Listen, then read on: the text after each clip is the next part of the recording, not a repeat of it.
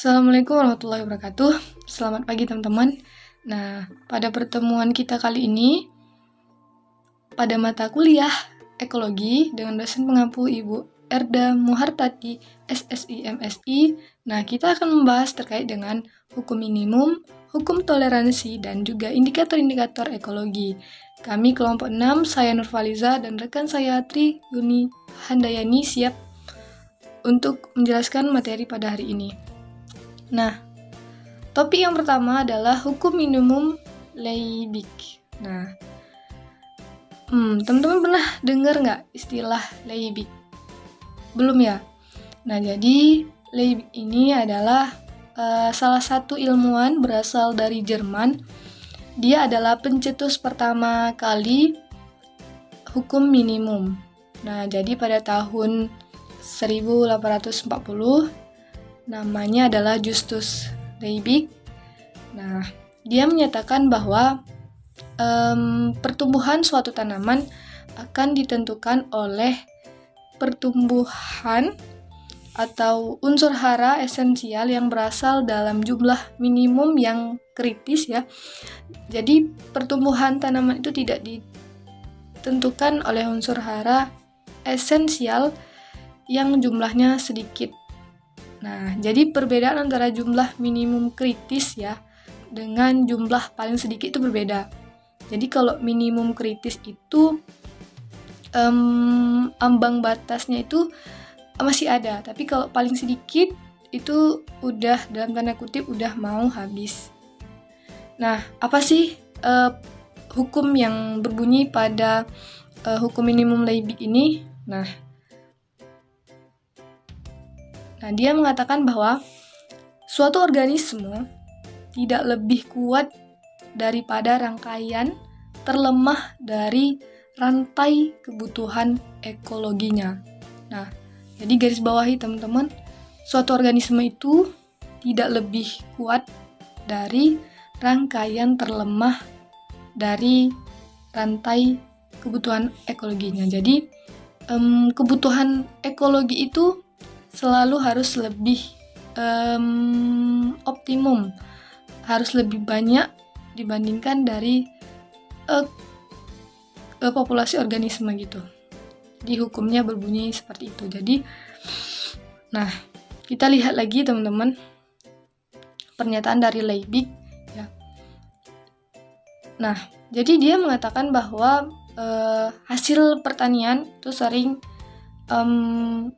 tidak dipengaruhi oleh nutrien. Nah, seperti yang kita tahu, nutrien itu seperti unsur-unsur yang terkandung dalam tanah dan berbagai hal yang mendukung suatu pertumbuhan. Nah, biasanya itu diperlukan dalam jumlah besar gitu ya. Misalnya karbon dioksida gitu dan juga air yang umumnya sangat melimpah di lingkungan. Akan tetapi ditentukan juga oleh unsur atau senyawa lain seperti boron misalnya, yang diperlukan dalam jumlah sedikit, yang keberadaannya juga sangat sedikit gitu. Jadi disesuaikan. Nah, kemudian ada beberapa perkembangan dari hukum Liebig ini. Nah, salah satu ilmuwan juga namanya Taylor pada tahun 1934, dia mengembangkannya dengan menambahkan berbagai faktor seperti temperatur dan juga faktor waktu. Nah, penerapan hukum Liebig ini baru dapat berlaku apabila sistemnya berada dalam suatu keadaan, ya betul. Kemudian ketika arus energi dan materi yang masuk ke dalam ekosistem seimbang, nah maka arus keluarnya harus seimbang juga gitu. Misalnya nih, pada suatu danau tersedia unsur-unsur esensial, unsur-unsur yang paling mendasar yang dibutuhkan atau disebut dengan faktor pembatas gitu. Jika dia tidak ada, maka suatu tumbuhan itu sulit untuk hidup. Yang cukup. Nah, bagi organisme, tanaman air, nah ini dia unsur esensialnya teman-teman, cahaya, nitrogen, air, dan kadar CO2 yang terlarut. Nah, maka produktivitas tanaman air tersebut sebanding dengan kadar CO2 yang tersedia yang berasal dari hasil proses penguraian bahan organik. Nah, apabila suatu waktu terjadi angin yang kencang, nah, maka kadar CO2 akan berubah. Nah, jadi teman-teman bisa kita bayangkan bahwa kita ada angin ribut nih, maka dia tidak akan senormal tidak ada angin gitu. Nah, maka demikian pula keberadaan unsur-unsur lain. Sehingga dalam keadaan ini, tingkat produktivitas tidak lagi hanya bergantung kepada kadar CO2 saja, akan tetapi disebabkan oleh unsur-unsur lain yang keseimbangannya berubah. Artinya apa? Dalam pernyataan Liebig, ya dia hanya mengatakan sedikit faktor gitu ya, faktor yang esensial, tapi ada faktor-faktor lain yang juga mempengaruhi, yaitu temperatur tadi dan juga faktor waktu. Nah, kemudian dalam penerapannya, hukum Liebig ini juga bergantung pada namanya faktor interaksi, teman-teman. Nah, misalnya nih, pada konsentrasi atau ketersediaan suatu unsur tertentu juga dapat mempengaruhi kecepatan penggunaan zat-zat lain. Nah, misalnya, salah satu organisme moluska membutuhkan Ca atau kalsium bagi pertumbuhan kulitnya. Tetapi, ketersediaan ini cukup langka. Nah, sedangkan unsur strontium atau Sr cukup banyak tersedia. Teman-teman bisa bayangin, misalnya dalam suatu lingkungan ada moluska, ada kerang gitu. Dia membutuhkan Ca sebagai asupan nutrisi untuk pertumbuhan kulitnya. Karena apa? Kulitnya lah yang paling dia butuhkan untuk melindungi dirinya, teman-teman. Bayangin kalau kulit moluska itu tipis gitu ya, maka dia akan sulit untuk mempertahankan dirinya. Tapi gitu ya, dalam ekosistemnya, dalam tempat hidupnya, dalam habitatnya, Ca ini terbatas. Ca ini langka sekali. Tapi ada satu unsur yang dia banyak, yaitu namanya strontium. Apa yang terjadi, teman-teman? Nah, moluska ini ya, dengan faktor interaksinya dengan alam, dengan bisalah kita bayangkan dengan kebutuhannya dalam penyesuaiannya, dia mampu menggantikan kebutuhan Ca tadi dengan strontium. Maka ini jadi bermanfaat gitu untuk perkembangan kulitnya tadi. Hal ini dikarenakan unsur kalsium dan strontium itu memiliki, ini tadi teman-teman, memiliki kemiripan sifat. Nah, ini adalah kunci dari faktor interaksi. Nah, jadi mereka sama-sama berada dalam golongan 2A pada sistem tabel periodik unsur. Nah, sehingga kelangkaan dari Ca atau kalsium ini dapat tergantikan dengan banyaknya unsur strontium. Nah, jadi gitu teman-teman, faktor interaksinya. Nah, kemudian kita loncat lagi nih ya, terkait dengan ilmu terapan dari implikasi pengetahuan mengenai hukum minimum. Jadi, dia memiliki dampak ya, implikasi. Ada semacam keterkaitan gitu dengan ilmu-ilmu lain. Nah, beberapa uraian implikasi hukum pada 4 bidang biologi, yaitu biologi evolusi, konservasi, ekologi indikator ya, dan juga penanganan permasalahan lingkungan. Nah, jadi dia juga selalu berkaitan, selalu berhimpitan gitu ya, dengan bidang 4 tadi, bidang biologi tadi. Nah, teman-teman, kita udah belajar tentang hukum Liebig ya. Tapi setiap itu gitu ya, memiliki suatu kelemahan gitu. Apa saja kelemahannya, Nurfa? Nah, dalam pernyataan Liebig ini, dia memiliki suatu titik ya, dimana beberapa hal yang mungkin masih kurang gitu. Yang pertama adalah kelemahannya hanya berperan dengan baik untuk nutrisi yang diperlukan pada saat pertumbuhan dan reproduksi. Nah, biasanya tumbuhan itu ya, dalam ekologi itu menyangkut hal yang kompleks. Namun, pada hukum minimum Liebig ini, dia mengatakan bahwa nutrisi itu hanya diperlukan untuk pertumbuhan dan reproduksi, padahal tidak. Masih banyak lagi yang bisa dilakukan, misalkan pada perkembangan sistem metaboliknya gitu. Jadi lebih luas lagi gitu. Yang kemudian tidak memperhitungkan interaksi berbagai hara dengan faktor lingkungan lainnya. Nah, ini yang seperti disampaikan oleh Taylor tadi, bahwa dia pada hukum Levy itu masih terbatas faktor-faktornya yang hanya esensial, tapi terdapat faktor lain seperti temperatur dan waktu yang juga sama berkaitan, jadi sedikit kurang gitu teman-teman. Yang ketiga adalah tidak mempertimbangkan faktor lain, ya betul ya, seperti suhu dan lain sebagainya. Kemudian hukum ini berlaku dalam kondisi ya, hanya dalam kondisi keseimbangan yang dinamis atau steady state, artinya pada ekosistem dengan arus energi dan materi yang masih masuk seimbang dengan yang keluar. Nah, maksudnya apa? Ekosistem dengan arus energi dan materi yang masuk dengan yang keluar itu harus seimbang.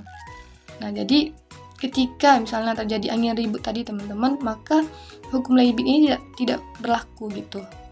Jadi dinamika perubahan ekosistem terjadi gitu ya, maka hukum Levy ini tidak dapat berlaku dalam kondisi perubahan yang cukup signifikan gitu dalam ekosistem, maka dia tidak bisa berlaku. Nah, kemudian teman-teman, kita masuk pada hukum toleransi Salford. Nah, Salford ini siapa lagi, Nurfa? Nah, dia juga ilmuwan berasal dari Amerika, pencetus ya, nama aslinya Victor Ernest, tahun 1913. Nah, yang beliau katakan adalah hukum toleransi Salford ini adalah organisme mempunyai batas minimum dan maksimum yang merupakan batas atas dan batas bawah dari kisaran toleransi. Nah, teman-teman bisa perhatikan ya, keterkaitan antara batas pada materi yang tadi gitu ya, pada hukum minimum ya, Liebig ini, dan ini hukum toleransi ya, adanya faktor pembatas teman-teman, bahwa setiap makhluk hidup itu punya batas minimum dan maksimum dalam ekologinya. Teman-teman bisa difahami ya kata-kata ini. Jadi tuh makhluk hidup itu ketika dia dalam konteks ekologi ya teman-teman ya, batas minimumnya itu terendahnya, yang bawahnya gitu ya. Ketika itu udah lewat, maka dalam tanda kutip organisme ini dalam kondisi yang berbahaya.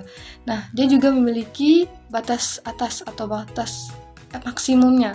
Nah, jika dalam misalnya ini gitu ya, terlewat dari batas atasnya, maka dia dapat mempengaruhi gitu ya kehidupan organisme lain.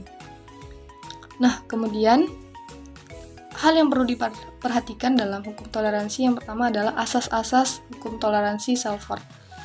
Nah, yang pertama itu adalah adanya toleransi luas dan sempit.